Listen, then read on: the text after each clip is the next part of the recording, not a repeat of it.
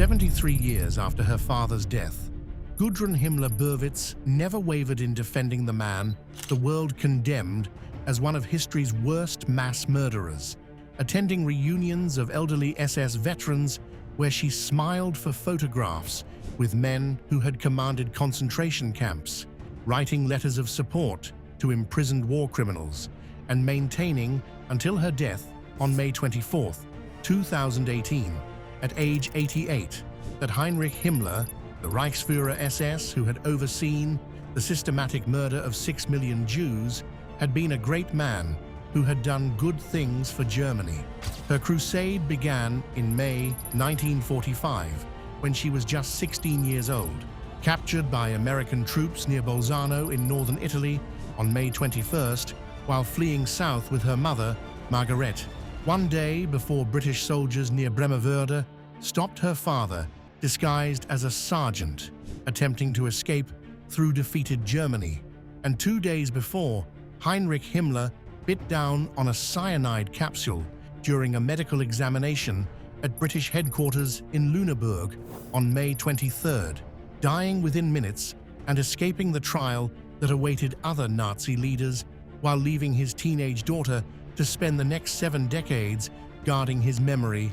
against a world that knew the truth of his crimes. The story of Gudrun's lifelong defiance reveals how the legacy of Nazi Germany outlived the Third Reich itself, how devotion and indoctrination could survive decades of evidence and testimony, and how a teenage girl's loyalty to her father became a crusade that made her a symbol of post-war Germany's incomplete struggle to confront the past and reckon with crimes that could never be forgotten or forgiven. Capture and internment. When American troops stopped Margaret and Gudrun Himmler near Bolzano on May 21, 1945, just 1 day before Heinrich Himmler's arrest, hundreds of miles north, the two women were traveling under false identities, attempting to reach relatives or sympathetic contacts who might shelter them as the Third Reich collapsed and Allied forces hunted Nazi leaders and their families across Europe. Gudrun, who had turned 16 just 2 months earlier, had spent the final months of the war moving between Bavaria and northern Italy as her mother tried to keep her away from the advancing Soviet armies whose soldiers were known to exact brutal revenge on German civilians, especially those connected to the Nazi leadership. The capture came swiftly, with American soldiers recognizing Margaret from intelligence photographs and immediately taking both women into custody for transport to Allied internment camps, where they would be held as material witnesses and potential sources of intelligence about Heinrich Himmler's activities and possible escape networks. The internment that followed lasted 18 months, as Margaret and Gudrun were transferred between camps in Italy, France, and Germany, questioned repeatedly by American and British intelligence officers who wanted to know what Himmler had told his family about SS operations, whether he had hidden documents or valuables that might be recovered, and whether Margaret or Gudrun knew the locations of other fugitive Nazis who had escaped capture. The interrogations coincided with the Nuremberg trials that began in November 1945, where the surviving Nazi leadership faced prosecution for crimes against humanity, war crimes, and conspiracy to wage aggressive war, though neither Margaret nor Gudrun was charged with any crime themselves, as Allied authorities determined they had no direct involvement in Nazi atrocities beyond their family connection to one of its principal architects. Interrogation reports from 1945 and 1946 described Margaret as loyal to her husband's memory, reserved in her responses, and deeply bitter over her treatment by Allied authorities who she believed were persecuting her for her husband's actions rather than any crimes of her own. She insisted repeatedly that she had known nothing of Heinrich's political work, claiming to have lived a quiet domestic life focused on raising their daughter and managing household affairs while her husband administered the SS and the concentration camp system. Historians have debated how credible these claims were.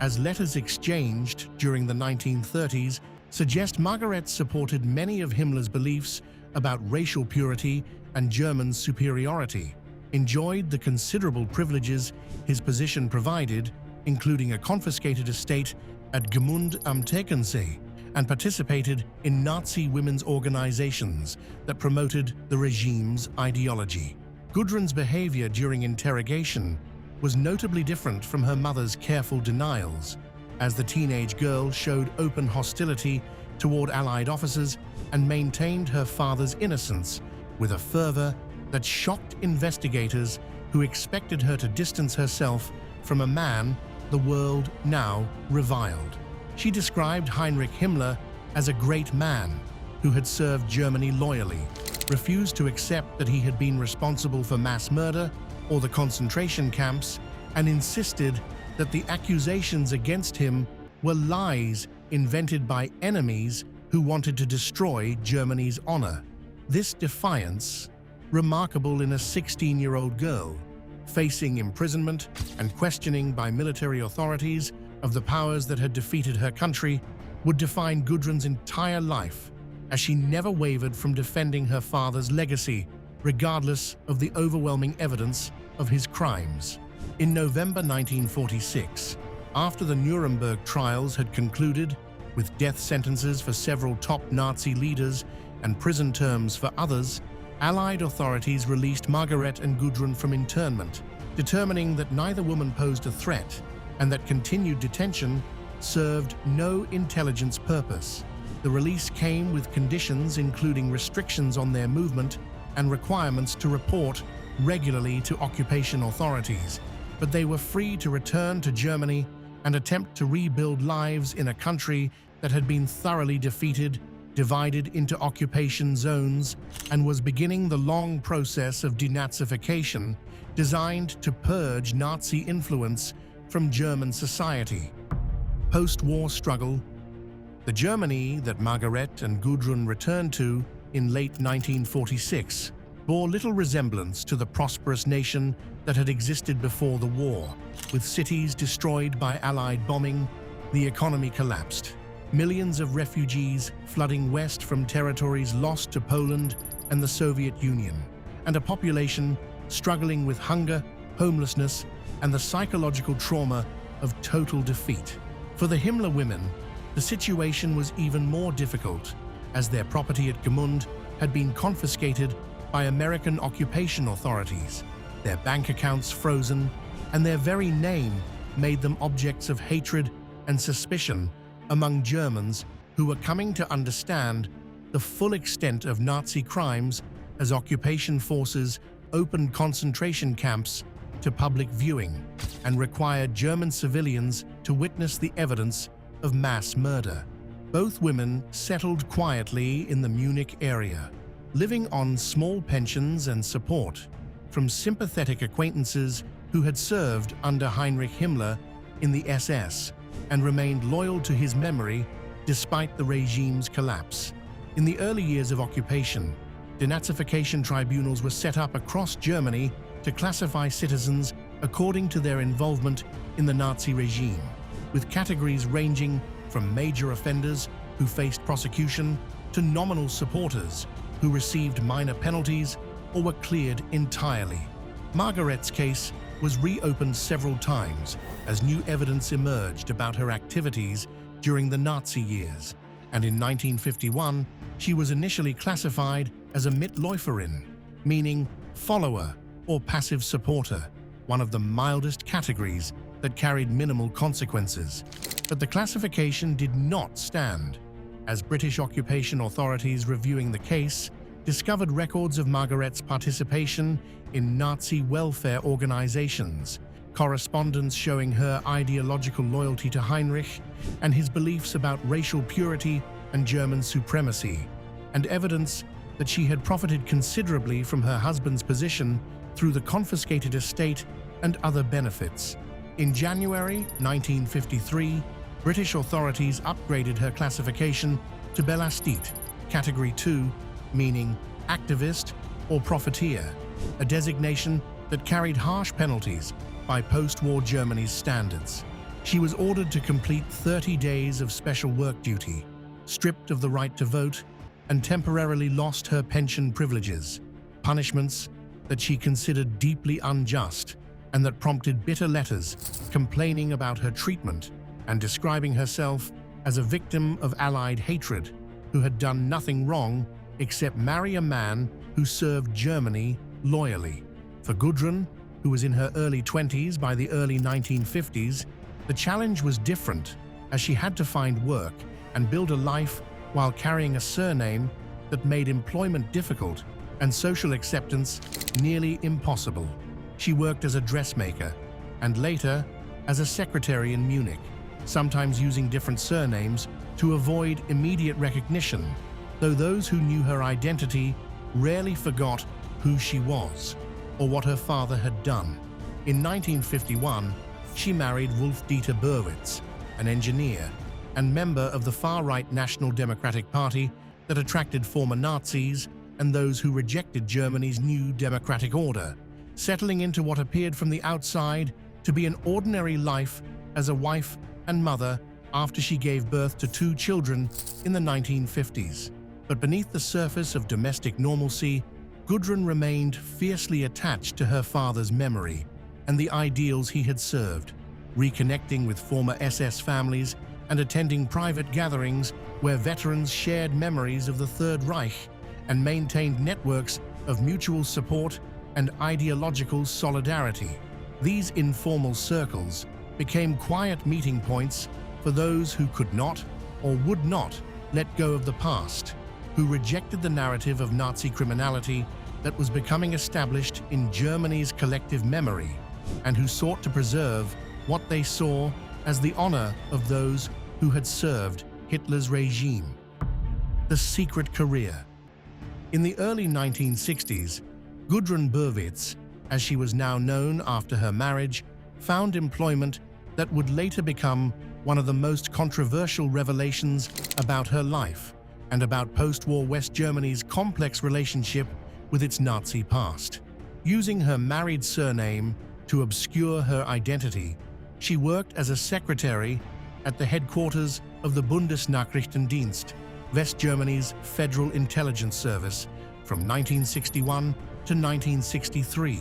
a period when the agency was actively recruiting personnel with connections to former Nazi intelligence networks as part of Cold War competition with the Soviet Union and East Germany. Decades later, in 2011, the BND confirmed that it had employed Heinrich Himmler's daughter during the early 1960s, acknowledging in internal documents that became public that Heinrich Himmler's daughter had worked at the Pullach headquarters, where the agency conducted intelligence operations against communist states. The revelation sparked debate among historians and journalists about how deeply former Nazi networks had penetrated West German institutions during the early Cold War, with some scholars viewing Burwitz's employment as symbolic of the uncomfortable compromises that democratic West Germany made in its desire to recruit experienced intelligence officers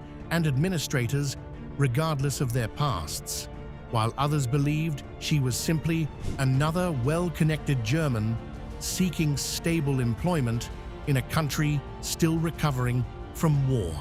After leaving the BND in 1963, Gudrun Burwitz became increasingly active in veterans organizations and revisionist circles that sought to rehabilitate the reputation of the SS and other Nazi organizations by denying or minimizing their crimes and portraying them as patriotic soldiers who had served Germany honorably. The most prominent of these organizations was Stille Hilfe für Kriegsgefangene und Internierte, meaning silent help for prisoners of war and interned persons, officially founded in 1951 to provide legal and financial support to Germans convicted by Allied tribunals and held in prisons across Europe. The lifelong crusade. By the 1970s, Gudrun Burwitz had become one of Stille Hilfe's most visible and active figures, attending reunions of former SS officers where elderly men gathered to reminisce about their service, and maintain the fiction that they had known nothing of concentration camps or mass murder, writing letters to imprisoned war criminals, expressing support and solidarity, and raising money for their families and legal defense. The organization operated in legal gray zones, presenting itself as a humanitarian charity, helping aging prisoners and their families, while in practice channeling money and assistance to some of the most notorious Nazi fugitives, including Klaus Barbie, the Butcher of Lyon, who had tortured and murdered French resistance fighters and Jewish children, and Anton Maloth, who had served as a guard at the Theresienstadt concentration camp and was wanted for murder. Berwitz spoke little publicly and avoided journalists, but her views were no secret among those who knew her or followed her activities. She rejected any claim that her father had been responsible for atrocities, referring to him consistently as a great man who had done good things for Germany, and accused Allied historians of deliberately distorting the historical record to justify Germany's defeat and occupation. When rare photographs emerged of her at SS veterans gatherings, showing a gray-haired, composed woman smiling among elderly men in suits who had once worn SS uniforms and commanded concentration camps, the images became chilling symbols of post-war denial and the persistence of Nazi ideology decades after the Third Reich's destruction. For decades, Berwitz faced no formal charges,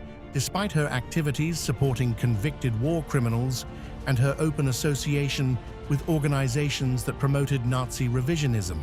German authorities monitored her activities, but determined that Stille Hilfe operated within legal boundaries as a registered charity, and that Berwitz herself had committed no crimes beyond expressing views that, while repugnant to most Germans, were protected by the democratic freedoms that West Germany had established to distinguish itself from the totalitarian regime that had preceded it. Into the 1990s and 2000s, as Germany reunified after the fall of the Berlin Wall and a new generation came to maturity with no personal memory of the war, Berwitz remained active in far-right circles, attending private meetings, quietly supporting younger sympathizers who sought to keep Nazi ideology alive, and maintaining correspondence with aging SS veterans and convicted war criminals held in prisons across Europe. She never disavowed her father, never expressed remorse for his crimes, or acknowledged that he bore responsibility for the murder of millions, and never accepted the historical consensus about the Holocaust and Nazi Germany's systematic campaign of genocide. When Gudrun Berwitz died in Munich on May 24, 2018, at age 88, she was still regarded by some as the symbolic daughter of the SS, a figure whose lifelong defiance and devotion to her father's memory reflected West Germany's long and incomplete struggle to confront its past. Her death prompted renewed debate about how democratic societies should respond to those who deny historical atrocities and what responsibility the children of war criminals bear for their parents' crimes. The other path. While Gudrun Berwitz spent 73 years guarding her father's legacy in secrecy and defiance, other branches of the Himmler family took dramatically different paths that illustrated the range of responses Germans made to their country's Nazi past. Heinrich's older brother Gebhard was interned by Allied forces in 1945 and held until 1948, but was classified as a Mitläufer, a passive follower rather than an active Nazi, allowing him to rebuild his life in Munich, where he worked in industry and later represented a German cultural office that cooperated with Afghanistan in the 1950s. He died quietly in 1982, having rarely spoken publicly about his infamous sibling and having maintained a low profile that contrasted sharply with his niece's activism. The youngest brother, Ernst Hermann Himmler, never lived to see the end of the war, having been killed on May 2, 1945, when Soviet troops overran Berlin during the final days of fighting. A journalist and radio executive before the war who had joined the Nazi Party early, he served with the Volkssturm militia during the hopeless defense of the capital and died just days before Germany's surrender. But the most striking contrast to Gudrun's lifelong denial came from a great niece she never met. Heinrich Himmler, born in 1967 to a different branch of the family, grew up in post-war West Germany, knowing that her surname carried a terrible burden. In her youth, she avoided mentioning it, but as an adult, she confronted it directly, becoming a political scientist and writer who specialized in examining how ordinary German families had produced and supported the Nazi regime. In 2005, she published The Himmler Brothers, a German family history, a deeply researched study that traced the parallel lives of Heinrich, Gebhard, and Ernst Himmler, while exploring how middle-class German values and nationalism had created the conditions for Nazism's rise. Kathrin's book was notable not just for its scholarship, but for its moral courage, as she refused to cleanse the family name or distance herself from the crimes, while also refusing to accept collective guilt for actions she had not committed. "I cannot change the past," she said in one interview, "but I can decide how to live with it." Her willingness to speak publicly and examine her family's history marked a generational shift from denial to confrontation, from silence to acknowledgement. What it meant. The story of Heinrich Himmler's family mirrors Germany's broader struggle to confront the Nazi past, revealing how some clung to loyalty and denial, while others chose honesty and responsibility. Gudrun Burwitz's 73-year crusade to defend her father demonstrated the persistence of Nazi ideology long after the Third Reich's military defeat, showing how devotion and indoctrination could survive decades of evidence, testimony, and historical scholarship, proving beyond doubt the crimes that had been committed in Germany's name. Her refusal to accept her father's guilt or express remorse for his role in genocide made her a symbol of the unfinished work of denazification and historical reckoning. Yet Heinrich Himmler's choice to confront, rather than deny, offered a different model, demonstrating that Germans born after the war could acknowledge their country's crimes without accepting personal responsibility for actions they had not committed, that examining the past honestly served memory and justice better than silence or revisionism, and that subsequent generations could break the cycle of loyalty and denial by choosing truth over comfortable myths. The contrast between these two women, both carrying the same surname but choosing opposite paths, illustrated the fundamental choice that all Germans faced in the decades after 1945, between confronting or evading history. Gudrun chose denial until her death in 2018, maintaining to the end that her father had been unjustly condemned. Her life reminds us that confronting historical atrocities requires not just documentation and trials, but generational commitment to truth that some will always resist. If you enjoyed this video, hit the like button and subscribe for more history content covering wars, revolutions, and events that shaped the modern world.